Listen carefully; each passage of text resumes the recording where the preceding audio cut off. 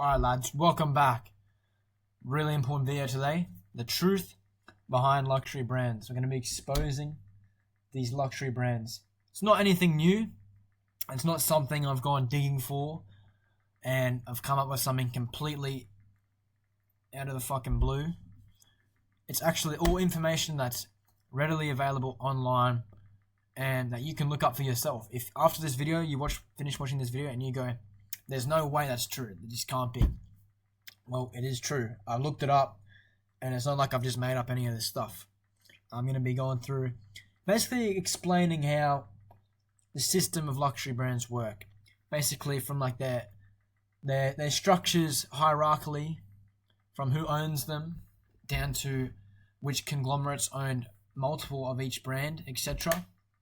I'm going to be delving into who the people are behind this and their names and their net worths and all this sort of stuff and what other companies they own. So it's gonna be an interesting video. So yeah, stick around to the end. It's not like a normal video where I just chat absolute rubbish. This is actually gonna be factual. I'm gonna be talking about actual stuff and real life facts basically, and just a little bit of my opinion in there. Of course, it's not gonna be an authentic video unless I don't sprinkle a bit of AK fucking dust in there, you know? So obviously I've got to have my own opinion on it. But just a quick disclaimer, this video is intended for informational and educational purposes only. The views expressed are based on public available information, research and personal opinions. The goal is to encourage transparency, critical thinking and informed consumer choices. So like I said, I'm not sitting here telling you not to buy from these brands. But I'm going to let you make your own decision on that. But at the end of the day, there's some pretty damning evidence in here to suggest why you shouldn't. And it's pretty crazy some of the stuff that we'll come across. But anyway, enough of the bullshit. Let's just get into it, hey? So what this video is about, as I've already said, this video is going to showcase the conglomerate nature behind nearly all luxury brands. Not all of them. There are a couple in there that aren't conglomerates, but most of them are. It'll show who owns and controls these huge brands, and it will show why you shouldn't buy off these brands. I know I just said you can make your own decision, but you know what? Fuck it. You shouldn't buy off these cunts, and I'm going to explain why. So there are 6 luxury brand conglomerates. So for anyone not knowing what a conglomerate is, it's basically a company which owns which has an umbrella over different companies. So they own different companies. So a company owning companies is basically what I mean. So there are just 6 conglomerates that own over 40 fashion brands. There's 2 main ones which we're going to get into today. I know these are all like the conglomerates here, but these other 4 here aren't really as big. Like obviously PUIG, Jean Paul Gaultier, Paco Rabanne. That's all like cologne and shit. And then these ones over here, I've only heard of Diesel and like Maison Martin Margiela, Jimmy Choo. Like these aren't like your massive ones, but over here, your LVMH, that's your big dog. He owns Dior, Louis Vuitton, Celine, Loewe, Kenzo, Givenchy, Marc Jacobs, Fendi. Like all of these companies are owned by one company. So if you go buy a fucking Fendi bag and a Louis bag, you're basically buying off the same person, even though it's a completely different brand. It's pretty crazy. You'd think they're all different fashion houses of their own unique style. No. They're the same fucking company. The same. If you buy a fucking Celine, you're buying from Dior at the same time. Your girl might not like Dior. Oh, I don't like Dior. That's fucking Dior. I want Louis. Bitch, it's the same fucking brand. So just fucking relax. Anyway, moving on. So there's only really 2 independent luxury brands. I say independent. They're still fucking huge brands that are probably owned by billionaire families, if that makes sense. So obviously Chanel, number 1, owned by the Wertheimer family. And what you'll notice is all of these brands aren't owned by the original like person who created them. Like Louis Vuitton created Louis Vuitton, obviously, back in the 1800s or whatever. That hasn't been passed down from generation to generation. So fucking old mate Pierre fucking Vuitton doesn't own Louis Vuitton. He's fucking great grandson. No, it's owned by some big corporation. The only one that's actually owned but in the family still is like Prada, I think. So they own 80% via Prada Holdings SPA. That's their company name, and they own the brand Prada Milano. Like Chanel was obviously started by Coco Chanel back in like the 1930s or 40s, I think it might have been. But it's not owned by her anymore. It's owned by some random fucking dudes. Anyway, moving on. So that's our only two sort of independent ones. I think Burberry might be independent. I think Hermes is independent, but it's still massive. It's like huge. Anyway, our two case studies today. LVMH and Kering. So these conglomerates are the behemoths of the luxury fashion world. So these are your two big guys who own most of it. But you can still see here the discrepancy. So they're both from France, right? Which is funny to think. Most of your luxury brands are from Italy and France. But most of them are owned and operated in France, which is funny to think about. And as you can see here, market cap of 412 billion versus 48 billion. That's like almost a 10 times difference, which is insane. But the revenue is still 86 billion euros versus 20 billion. So, in terms of their market cap to revenue, Kering have done quite well. But we're going to get into that more in a little bit. Anyway, so let's start with LVMH. So, Louis Vuitton Moet Hennessy, or LVMH, that is actually what it stands for. Louis Vuitton Moet Hennessy. They own fucking Hennessy, bruv. It's the biggest luxury conglomerate by far. It has a market cap of 420 billion Australian dollars. 2024 profit was 150 billion AUD. 410 million AUD per day. That's how much profit that they made per day. 410 million. And you can see over here they own an absolute plethora of brands. So obviously, I don't speak French, but I'm going to guess this is your leather goods and luxury bags and shit.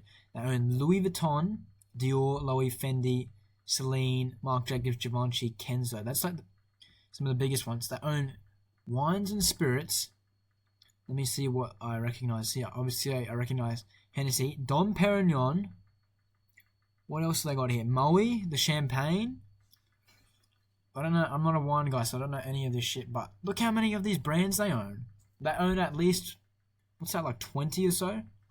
20 wine brands from France, which is just crazy to think about. And ultimately, if they own all these brands and they occupy the majority of the market share, along with these other big conglomerates, then there's no competition. They can just fucking price it at whatever they want and drive the price up. Which is that's just one thing about the fucking hundreds of things we can talk about why this isn't fair. But anyway, moving on. Perfumes and cosmetics. What do they own? Marc Jacobs, Christian Dior perfume, Kenzo. So they basically own all the Louis Vuitton, all the brands over here. They own all the perfumes for. For watches, they own Bulgari, Tiffany & Co, Tag Heuer, Hublot. Fuck, they own everything. What's this? I don't know what this is. Some other brands. Alright. So LVMH is massive. So who actually runs this? Who the fuck is making all this money? 410 million Aussie dollars a day. So the Arnault family runs LVMH with Bernard Arnault, the CEO and chairman. In 2024, he was the richest person in the world. I think Elon's overtaken now. I'm not sure how accurate this list was. But he's got $233 billion net worth, USD. He owns overseas the LVMH empire of 75 fashion and cosmetic brands, including Louis Vuitton and Sephora. So this dude has fucking finessed the whole world. He's finessed the whole world. Look, I can understand Elon Musk being an absolute billionaire, right? He's put rockets into space. He's created Tesla, all these different cars. He's actually sort of contributed to society, okay? This dude sells fucking handbags and gets 410 million a day. 410 million a day. Insane. This dude has finessed the whole world. And the reason why he's finessed the whole world is because these fucking bags cost fuck all to make. They cost absolutely nothing to make, and this dude is charging fucking $2,000 for this. I'm gonna get back to this as well. See, this is created by the New York Post. We're gonna come back to this soon. I'm not just exposing the luxury fashion brands. I'm exposing the whole fucking thing. I'm blowing the top of everything. Okay? Because, spoiler alert, the New York Post and all these brands are all related, and we're gonna get into that in a second. So, all these brands, it's pretty common knowledge, but they're paying dudes $2 in fucking China or whatever to make their bags, shipping them over to France or wherever they sell them, all around the world pretty much, and just selling them for like 100 fucking to 1,000 times the markup. It's ridiculous. And what they also do is they get people over from China. They get immigrants from China. They bring them over to France or whatever, pay them fuck all, and then they just say it's made in France, but it's made by the fucking sweatshop workers just in France for the same price. So, just absolute exploitation at its finest. Anyway, moving on. So, analyze. Why haven't we heard more about this / impacted sales? So, luxury goods. So, this was exposed in 2024, right? And we're on track in 2025 for the luxury goods market to increase by another $15 billion US dollars.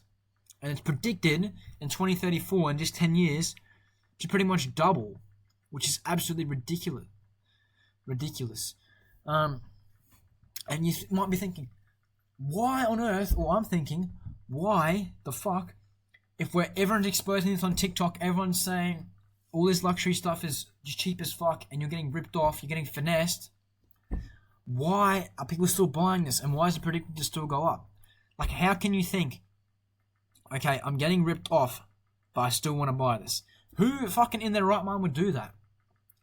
Like, I know everybody in the world is not going to have exposure to TikTok and seeing this is all a rip-off, but surely you would think it would go once it's gone mainstream onto the New York Post, that some people would see that and go, okay, I'm not buying any more luxury stuff. You'd think there'd be a dip, but there is no dip. It's expected to go up. So more people are buying after this news.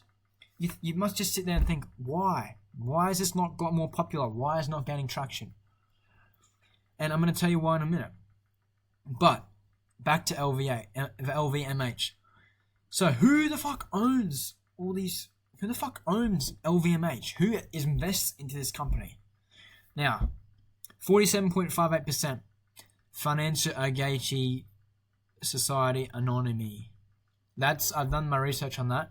That is the Arnault family, so the people who own LVMH. But who has the rest of it?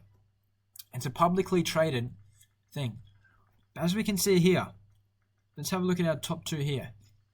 BlackRock, Vanguard. They are two most invested companies in LVMH. And you might be thinking, 2%, that's fuck all. Remember, this is a fucking $450 billion company, right? So 2% of that is like at least a couple billy. Well, fucking way more than that. Let me do quick math. I don't know, but it's quite a substantial amount, okay? Quite a substantial amount. So, we'll get back to these two as well, BlackRock and Vanguard, because these are going to be the theme of our thing. BlackRock and Vanguard, right? So, other things on LVMH and the Arnault family. So, a stake in the French media company Edouard de Rothschild. Rothschild, where have we heard those guys before? So, Bernard Arnault and his family own a 12.5% stake in Edouard de Rothschild and C, a French media company. The company was founded in 1970, blah, blah, blah, by fucking Rothschild, piece of shit. And invested in a variety of business, including media, financial, and real estate. So, the company's media assets include the French newspaper Le Monde and the French television channel France 24. So the luxury brands are invested into the news, so they own the news as well. And we all know the Rothschilds. The Rothschilds are mega rich family into their banking. I'm not going to go too far down the rabbit hole, but they basically control the entire world. But anyway, I didn't say that. So yeah. They also, Edouard de C. Rothschild is also a major shareholder in the French bank. Like I said, they run the banks. And this just blows my mind as well, this thing here. So the Arnault family owns a 50% stake in the French construction company Ferronneau. Ferronneau is a privately held company that was founded in 1965 by Bernard Arnault's father. The company headquartered in Paris, blah, blah, blah, blah. Ferronneau is a leading provider of construction services for the luxury goods industry. The company's clients include LVMH, Christian Dior, and Hermes. Surprise, surprise. Ferronneau holds a strong track record of growth and profitability. Yeah, so basically, the Arnault family commissions their own family and own building services to build their stores. So yeah, that's just another thing. They also own the building side of it as well. So if you walk into a Louis Vuitton store, it's made by the same people who own the actual Louis Vuitton store, which is just crazy. Alright? Anyway, moving on. Kering. So Kering is the small yet still huge conglomerate behind LVMH. Kering has a market cap of 45 billion AUD, a bit over a tenth of LVMH. It's still the 756th most valuable company on the planet. That's still insane. So you think of all the companies in the world, this guy's number 756. And these guys here, the LVMH, they'd be fucking way up there. Anyway, so who owns Kering? So Kering is primarily owned by Artemis, a holding company controlled by the Pinault family. The Pinault family has a net worth of 32 billion. The Pinault family owns 43% of Kering. Okay, so that's old mate there. I forget his name. We'll see. I think it's like Henry or something. Henri. But see, there's his wife. That's Selma Hayek. That's a Hollywood actor. She was in Grown Ups, the movie. So this bitch is married to this dude. Biggest gold digger on earth. Anyway. So investors in Kering. As of most recently, he's an investor. So BlackRock, again, own 8% of Kering. The Vanguard Group. All these asset management. JP Morgan, the bank in America. So BlackRock and Vanguard also own major shares in Kering, LVMH's biggest competitor. So you might be thinking, how in their right mind, or why in their right mind, would you invest in the competitor of a company you already own massive billions of dollars in? And you own billions of dollars in Kering as well, and LVMH, right? So something is going on here. Why are these guys invested in both Kering and LVMH? It makes no sense. So who are these guys? Who are BlackRock and Vanguard? BlackRock and Vanguard, who are they? So BlackRock operates 15 trillion USDs worth of assets, while Vanguard manages around $10.4 trillion. 15 trillion! That's fucking unbelievable. That's just an insane amount. 15 trillion. I'm pretty sure when I was doing my research, it was more than the GDP of the United States. They operate that much in their company. That's how much they asset manage. Okay? Now, these are all the companies that BlackRock has shares in, or sort of is the major stakeholder in. Alright? Oh, this is just the TV programs that they have stakes in. They have fucking stakes in all of these companies. News Corp, 21st Century, Fox, all these Fox, National Geographic, all this shit, Fox Sports, Fox News, Time Warner, CNN, HBO, TNT, Cartoon Network, PGA Tour, NCAA. So that's all your sports and that sort of stuff. NBC, Universal Studios. Like, the list just goes on and on. Disney, ABC, ESPN, Walt Disney, Pixar. Like, it's just insane. Viacom, they own Paramount, they own MTV Films, they own Nickelodeon. Like, try to think of a movie production company or TV network that isn't owned by these guys. It's just unbelievable. Columbia, all of your favorite movies and shit are produced by these guys. By the one fucking company, BlackRock. They own all of these motherfucking things. Oh, and now also owned by BlackRock. Fucking massive list. Amazon, Nike. So this is different things. So they own Amazon.com, and under Amazon owns Nike, PayPal, what's that? Walt Disney, Chevron, Tesla, like all of this shit. Uber, Visa. What's this DuPont? I don't know what that is. Facebook, Netflix, Walmart, Global Payments like MasterCard, Comcast, Ford, Coca-Cola. And now this is what is absolutely insane. They own Pfizer, AstraZeneca, Moderna, and there was another one that they owned as well. Where is it? There's another medicine company that they own. I think it's Johnson & Johnson. I can't see it on here though. They own 4 of the world's biggest medical companies, which is insane. And you're trying to suggest that there's nothing dodgy or fishy going on with this? They own 4 of the biggest medical companies worldwide. Insane. What else do they own? Boeing, Verizon, CNN, Fox News. We've already said all this. Texas Instruments. And all these companies here, I'm pretty sure Texas Instruments is one of the biggest producers of weapons and ammunition worldwide. And yeah, all of these companies are commissioned to create guns and everything for the wars that happen over in Israel and Iran and all these sorts of places, Palestine and Ukraine and Russia. And now you sort of get thinking, well, this one company owns all of these brands. Bank of America. Like, the list just goes on. It's ridiculous. These guys own everything. So, there must be someone that owns BlackRock. Who the fuck owns BlackRock if they own all these companies? Like, it just can't be one company, surely, that just owns BlackRock. Well, the biggest shareholder in BlackRock is Vanguard, the one that we were talking about before. So they own 8.6% in BlackRock. Well, then who owns Vanguard? If Vanguard owns BlackRock, then who owns Vanguard? Well, BlackRock has pretty much the same amount of shares invested in Vanguard.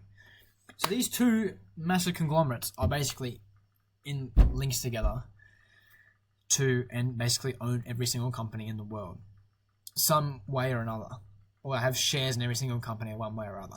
It's not they don't technically own them, but if you got that many shares in them, and you have a fucking $15 trillion in assets you manage, well, you fucking own them. Come on, be real.